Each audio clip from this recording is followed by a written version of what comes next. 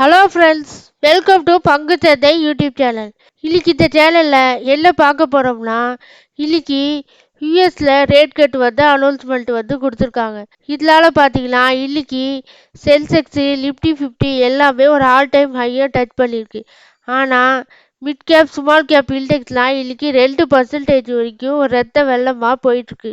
2% வரைக்கும் டவுன் ஆகிருக்கு.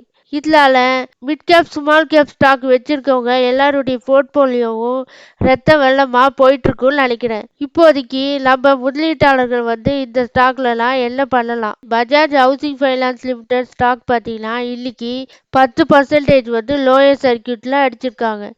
இப்போதைக்கு இந்த ஸ்டாக்கை வச்சிருக்கலாமா இல்லை வித்துடலாமா, என்ன பண்ணலாம்? இன்னைக்கு நான் இந்த சரிவை பயன்படுத்தி ஒரு 4 ஸ்டாக்கு பை பண்ணேன்.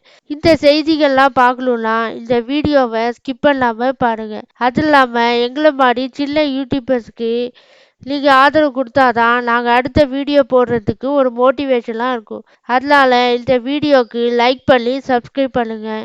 உங்களுடைய ஃப்ரெண்ட்ஸ் அண்ட் ரிலேட்டிவ்ஸ்க்கு ஷேர் பண்ணுங்கள், கமெண்ட் பண்ணுங்கள். இப்போ வாங்க வீடியோக்குள்ளே போகலாம். இன்னைக்கு நிஃப்டி 50 பார்த்தீங்கன்னா காலையில் ஓப்பன் ஆனது 25,487 புள்ளிகளில் ஓப்பன் ஆச்சு. லோ 25,376 வரைக்கும் லோ போயிட்டு க்ளோஸ் ஆகும் போது 25,415 புள்ளிகளில் க்ளோஸ் பண்ணியிருக்காங்க. அதாவது 0.15% வரைக்கும் கெயின் ஆயிருக்கு. சென்செக்ஸ் பார்த்தீங்கன்னா இன்னைக்கு ஓப்பன் ஆகும் போது 83,359 புள்ளிகளில் ஓப்பன் ஆச்சு.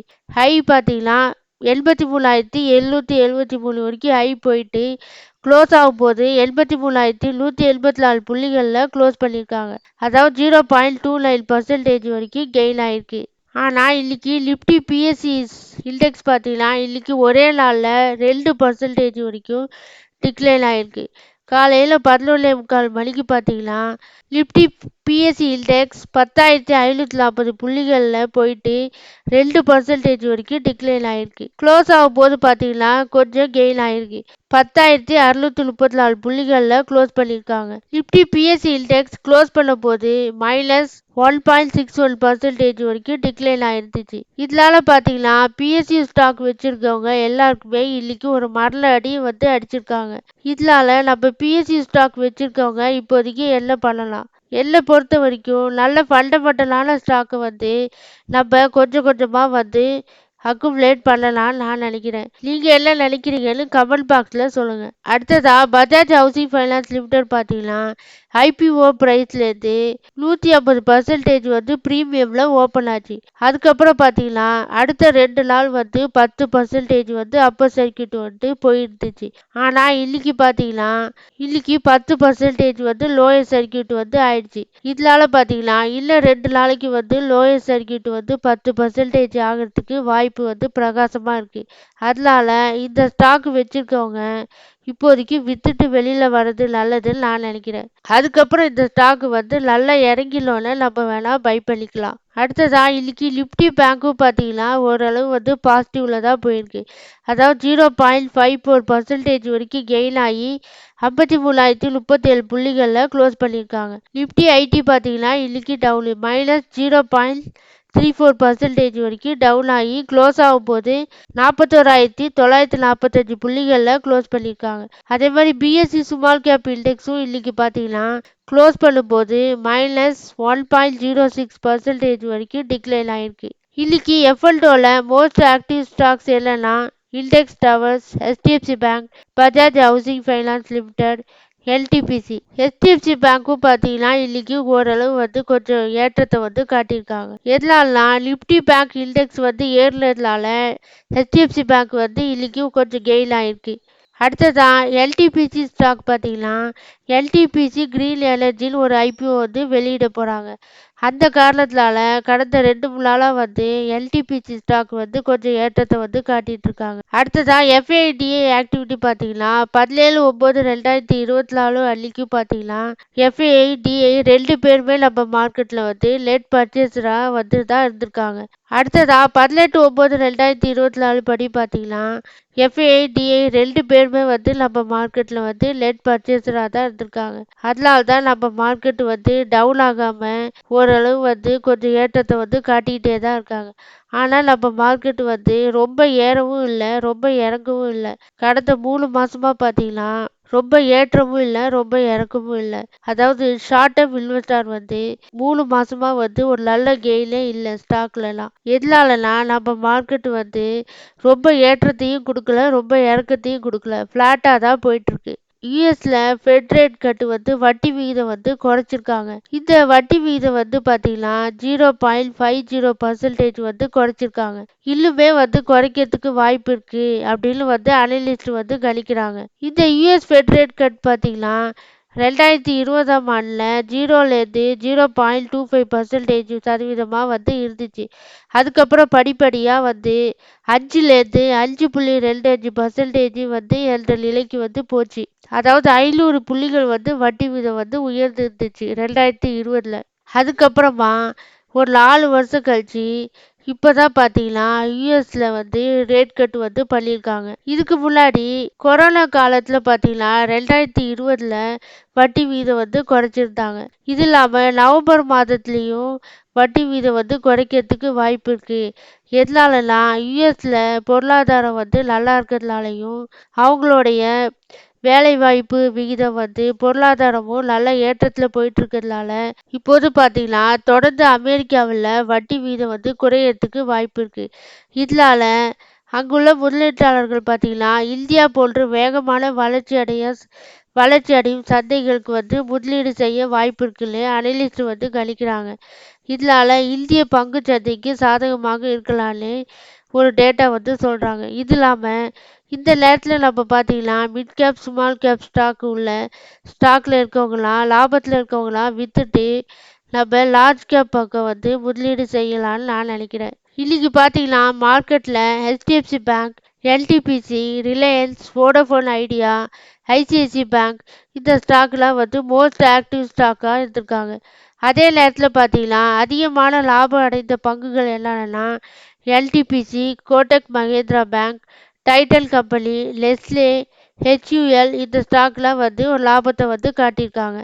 அதே நேரத்தில் BPCL, coal India, ONGC, Adani ports, Shriram finance ஆகிய பங்குகள்லாம் நஷ்டம் அடைஞ்சிருக்காங்க இன்னைக்கு மார்க்கெட்டில். இன்னைக்கு நான் வந்து ஒரு 4 ஸ்டாக்கு வந்து இந்த சரிவை பயன்படுத்தி ஒரு 4 ஸ்டாக்கு வந்து அக்குமுலேட் பண்ணியிருக்கேன். அதில் முதலாவதாக என்னென்னா doctor Reddy laboratories limited. Doctor Reddy laboratories limited பார்த்தீங்கன்னா ஒரு ஃபார்மா செக்டாரில் இருக்கக்கூடிய ஒரு லார்ஜ் கேப் ஸ்டாக்கு. இந்த ஸ்டாக் பார்த்தீங்கன்னா இவங்களுடைய சேல்ஸ் வந்து கன்சிஸ்டண்ட்டாக வந்து தொடர்ந்து வந்து க்ரோத் ஆகிட்டே தான் இருக்குது. இவங்களுடைய நெட் ப்ராஃபிட்டும் பார்த்தீங்கன்னா ஒரு நல்ல லாபத்தை வந்து காட்டிட்டு இருக்காங்க. இவங்களுடைய பிஎஸ்ல போய் பார்த்தோம்னா இவங்களுடைய பிஇ வந்து நல்லா இருக்கு. பிஇ வேல்யூவேஷன் ப்ரைஸ் டு சேல்ஸும் பார்த்தீங்கன்னா ஒரு நல்லா இருக்கு. 3.75ல இருக்கு. இந்த ஸ்டாக்கோட ஃப்ரீ கேஷ் ஃப்ளோவும் நல்லா காட்டியிருக்காங்க. இவங்களோட புக் வேல்யூ 3.84ல இருக்கு. இந்த டேட்டாலாம் நல்லா இருக்கு. அதனால இந்த ஸ்டாக்கை வந்து நான் வந்து அக்குமுலேட் பண்ணேன். இந்த ஸ்டாக்கு பார்த்தீங்கன்னா என்கிட்ட வந்து இல்லை. நான் வந்து கொஞ்சம் லாபம் வந்தோடனே இந்த ஸ்டாக்கை பார்த்தீங்கன்னா ஒரு மாதத்துக்கு முன்னாடி விற்றுட்டேன். அதனால இந்த ஸ்டாக் பார்த்தீங்கன்னா நான் விற்றதுலேருந்து ஒரு 5% வரைக்கும் டவுன் ஆகிருக்கு. அதனால இந்த ஸ்டாக்கை வந்து நான் இப்போதைக்கு அக்குமுலேட் பண்ணேன். அது இல்லாமல் இந்த ஸ்டாக்கோட ஃபண்டமெண்டல்ஸும் நல்லா இருக்கு. இந்த ஸ்டாக்கோட கம்பவுண்ட் சேல்ஸ் க்ரோத் பார்த்தீங்கன்னா 11% வரைக்கும் கெயின் ஆகிருக்கு டிடிஎம்ல. கம்பவுண்ட் ப்ராஃபிட் க்ரோத்தும் பார்த்தீங்கன்னா டிடிஎம்ல 18% வரைக்கும் கெயின் ஆகிருக்கு. இந்த ஸ்டாக் ப்ரைஸ் சிஏஜிஆர் பார்த்தீங்கன்னா கடந்த ஒரு வருஷத்தில் இந்த ஸ்டாக்கு ஒரு 16% வரைக்கும் கெயின் ஆகிருக்கு. ரிட்டர்ன் ஆன் ஈக்விட்டி கடந்த இயரில் 21% வந்து இந்த ஸ்டாக்கு வந்து நமக்கு நல்ல லாபத்தை வந்து கொடுத்துருக்காங்க. இந்த ஸ்டாக்குமே பார்த்தீங்கன்னா ஒரு ஃபண்டமெண்டலி வைஸ் வந்து ஒரு நல்ல ஸ்டாக்கு. இந்த ஸ்டாக்லலாம் நம்ம வந்து இன்வெஸ்ட்மெண்ட் பண்ணிட்டோம்னா ஒரு நல்ல லாபம் கொடுக்கக்கூடிய ஒரு ஸ்டாக்கு. இந்த ஸ்டாக்லாம் வந்து மார்க்கெட் வந்து டவுன் ஆனாலுமே இந்த ஃபார்மா செக்டாருக்குலாம் ஒரு நல்ல வாய்ப்பு இருக்குது. ஃபார்மா செக்டார்லாம் நல்ல க்ரோத் ஆகக்கூடிய ஒரு செக்டாரு. நம்மளுடைய போர்ட்போலியோவில் இருக்க வேண்டிய ஒரு அவசியமான பங்கு தான் இது. இந்த ஸ்டாக்கோட பாசிட்டிவான விஷயங்கள் என்னன்னா ஃப்ரீயாக இருக்குது. ஆல்மோஸ்ட் வந்து டெப்ட் ஃப்ரீ. அதாவது இந்த ஸ்டாக் பார்த்தீங்கன்னா ஒரு நல்ல ப்ராஃபிட் growth-அ வந்து டெலிவரி பண்ணியிருக்காங்க. கடந்த 5 வருஷத்துல 24% வந்து CAGR வந்து கொடுத்துருக்காங்க. இதெல்லாம் வந்து நமக்கு வந்து ஒரு பாசிட்டிவான விஷயம். இந்த ஸ்டாக்கோட ஹை பார்த்தீங்கன்னா 7107, லோ பார்த்தீங்கன்னா 5206. இப்போ ட்ரேட் ஆகக்கூடிய ப்ரைஸ் 6503ல் ட்ரேட் ஆகிட்டு இருக்கு.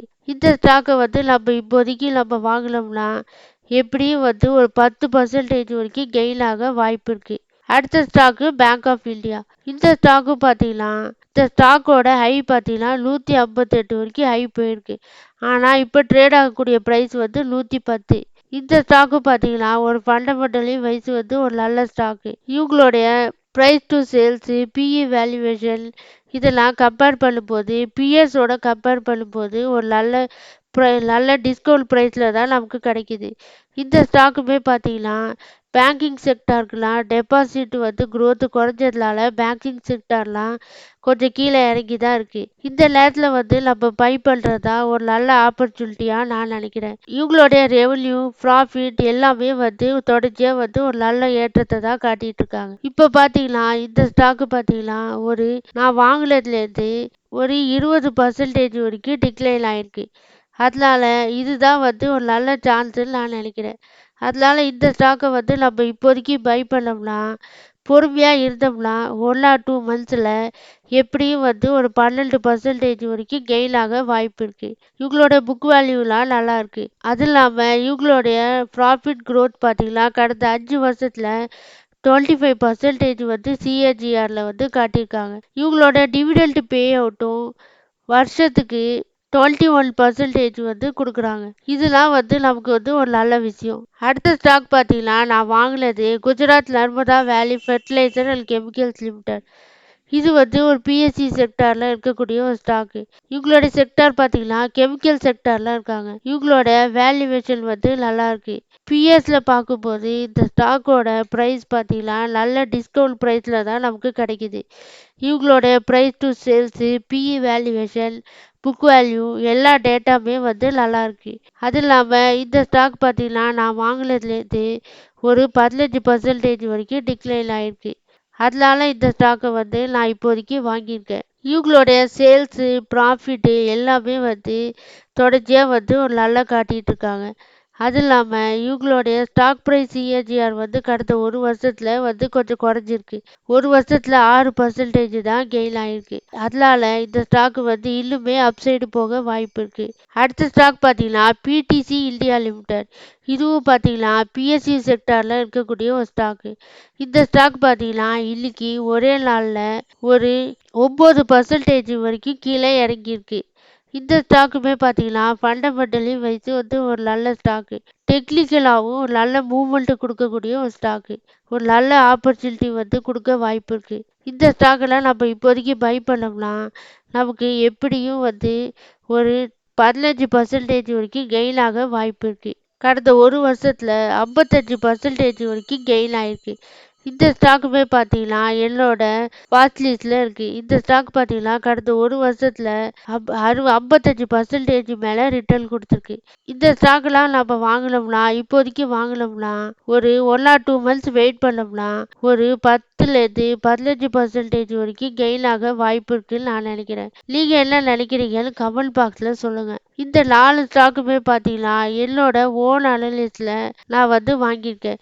நீங்கள் எதாவது இந்த ஸ்டாக்லலாம் இன்வெஸ்ட்மெண்ட் பண்ணணுன்னா உங்களுடைய ஃபினான்ஷியல் அட்வைசரையோ இல்லை ஓனாவோ அனலைஸ் பண்ணிட்டு வாங்குங்க. எல்லாரும் டிஸ்க்ளைமரை பார்த்துக்கோங்க. இந்த வீடியோவில் சொல்லப்பட்ட செய்திகள் எல்லாமே வந்து ஒரு எஜுகேஷன் பர்பஸ்க்காக தான் நான் வந்து சொல்லியிருக்கேன். அது இல்லாமல் நீங்கள் எதாவது ஸ்டாக்ல இன்வெஸ்ட்மெண்ட் பண்ணணுன்னா உங்களுடைய ஃபினான்ஷியல் அட்வைசரையோ இல்லை ஓனாவோ அனலைஸ் பண்ணிட்டு இன்வெஸ்ட்மெண்ட் பண்ணுங்க. நன்றி, வணக்கம்.